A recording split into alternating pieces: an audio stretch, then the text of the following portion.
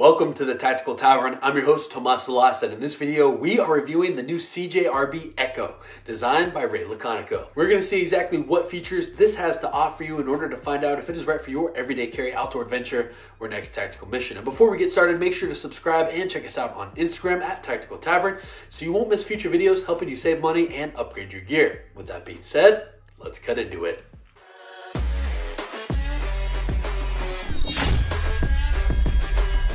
This is Ray Laconico's first design with CJRB, and you may remember the name from the Wii Evoke and the Civivi Sakoke, so I have high hopes for this blade. This comes in with an overall length of 7.55 inches and sports a 3.3 inch blade comprised of AR RPM 9 steel. I have to say that in my experience using and testing out the steel, it takes a great edge and still maintains it with a durable heat treat. I've been using the CJRB C-Lax as my go-to kitchen utility knife for quite some time, and it's needed minimal maintenance, so that translates to this steel as well as the CJRB Pyrite, which we recently did a review on. The blade shape on this Ekko is a modified sheep's foot, and I really enjoy the cutting capabilities because it forces a lot of power right towards the tip, similar to like a box cutter style razor blade, yet it still allows for a bunch of belly, so you still have a lot of cutting capabilities, and because of that sheep's foot blade, it's slightly rounded, allowing it to slide in and between a variety of different materials, so you have a lot of versatility and cutting capability inside of a compact package. The coating is a black powder coating, and I believe it has similar qualities to the CJRB Pyrite.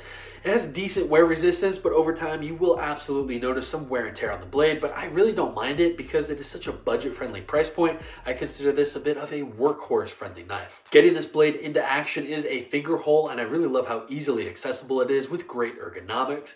It locks into place with a button lock and a strong detent, but still offering super smooth action. It weighs in at 4.3 ounces with the skeletonized frame too.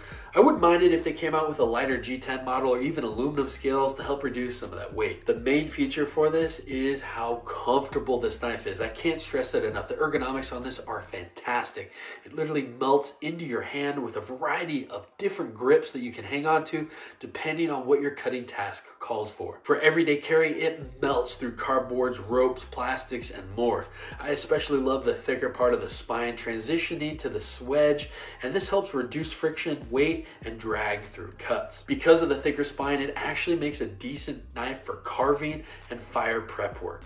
While looking at this blade in a self-protection roll, I can't recommend it because for me, the scales are just a little bit too slippery, but you can do some aftermarket enhancements such as adding some skater tape if you did want some additional traction. I don't think it would hurt this knife to have some extra milling work on the outside of the handle scales to help improve the grip. And on the same note of a tactical knife, I don't think there's much of a guard here, so it doesn't help prevent your hands from sliding up to that blade in a harder use situation, allowing this blade to be better suited for everyday carry and light outdoor adventures. Carrying around this blade is done via a deep carry pocket clip, and it definitely hides the blade in a discreet fashion, but is still left-hand friendly.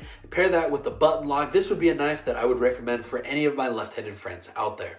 Because the handle scales are very slick, it provides a smooth process coming in and out of the pocket. Pair that with the deep carry pocket clip, it is very easy to deploy. And talking about deployment, you can get this blade into action through a numerous amount of ways with the button lock, the opening hole, and of course that front flipper tab. What I really enjoy is simply the action on this blade. It is so fidget friendly, which I think actually adds to the everyday carry capabilities because it's a fun kind of fidget device that you can play with, but it also aids in the useful factor because you can grip it in a variety of different ways depending on whatever it is that you're going through. If you're stuck between the two with the Pyrite and this new Ekko and you're going for the maximum cutting efficiency, I have to say that the Ekko provides the most comfortable and fidget friendly experience that you won't regret getting one of these. Ray Laconico is an amazing knife designer with some beautiful designs, but yet this one is so ergonomic and comfortable. I think it adds a tremendous value. Coming in at $54.95 at the time of this review, I don't think you can go wrong with this blade. Do me a favor and let me know what are your thoughts on this Ray Laconico designed Ekko in the comment section down below, and what other gear would you love to see reviewed here on the channel. If you enjoyed this video or you found it helpful in any way, shape, or form, please consider dropping a like, sharing, and subscribing. And while you're there, make sure to follow us on Instagram at Tactical Tavern so you won't miss future videos helping you save money and upgrade your gear. With that being said, my name is Tomas Alas. Thank you again for watching. I'm excited to see you in the next video. And remember, be prepared, be practical, stay tactical.